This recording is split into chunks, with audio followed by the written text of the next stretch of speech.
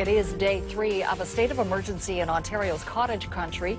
Floodwaters are sweeping through communities north of Toronto. One of the hardest hit is Huntsville, where some people have had to leave their homes. Dozens of roads have been washed out, isolating over 500 properties in Bracebridge alone. Drive an hour east or an hour north, same problem. Like feel the damage is obvious. Sandbags did little to keep back the floodwaters. There's so much water, pumps almost seem pointless. They were leveling off at a level that is extremely high, much higher than we've ever seen in history. And now the floods along the Mississippi and other Midwest rivers, creeks, and streams. This week, communities are coping with rising waters, heavy rain, and increasing damage with no immediate end in sight. The scope of the problem keeps growing with flooding along the Mississippi, Illinois, and Missouri rivers. Towns and cities from North Dakota to Arkansas have felt the brunt, with its biggest impact so far in Illinois and Missouri. The Mississippi River at Grafton, Illinois is 10 feet above flood stage. Here in Clarksville, they've had lots of practice at this. It's flooded at least 4 times in the last 18 years. This year, it came early. Meanwhile, floodwaters on the Illinois River crested at 29 feet. That's the highest it's risen in 70 years. The waters began falling today. 4 people in 3 states have died in the floodwaters.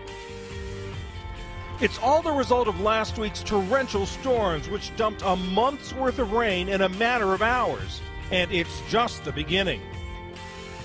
Last year, during the drought, it got as low as 3 feet. Incredible change from 3 feet to 35 feet in less than a year. Just shocking to see how fast it can change.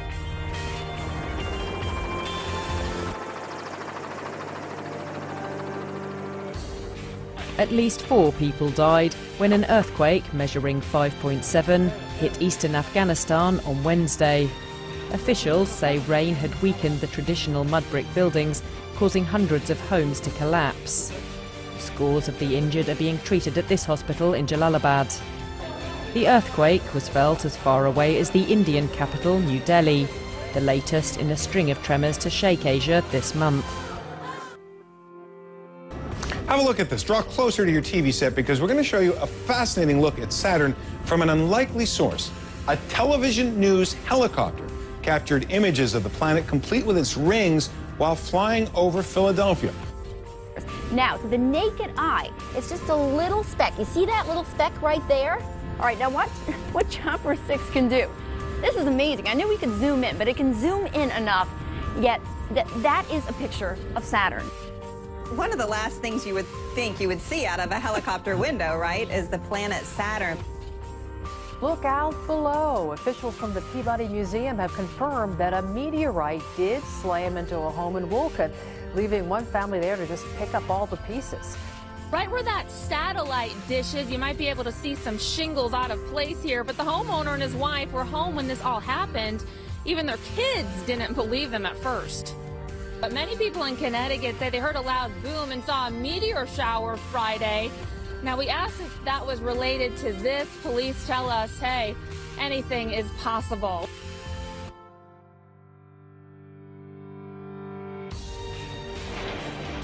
A dangerous hailstorm battered parts of Oklahoma, shutting down major highways and leaving a lot of folks without power last night. Wind-driven hail snapped tree limbs and accumulated like snow on streets and lawns. Luckily, nobody was seriously injured. Flooding in Houston leaves drivers stranded after heavy rain swept through the area on Saturday. In just a few hours, thunderstorms dumped up to 7 inches of rain across parts of Harris County, Texas. It led to widespread flooding and some dangerous moments for more than 100 people who got trapped in rising waters. The roof collapsed, buildings flooded, just unbelievable stuff. Flash floods and dangerous winds from Texas to Tennessee. And this evening, that system is now moving. A half foot of rain sent a wall of water rushing through the streets of Houston. Water is just pouring into the street. Raging flash floods swallowed the streets of Houston. There's got to be like 3 feet of water in That hail in Houston, so heavy it looked like snow, pelting the streets that seemed to become rushing rivers.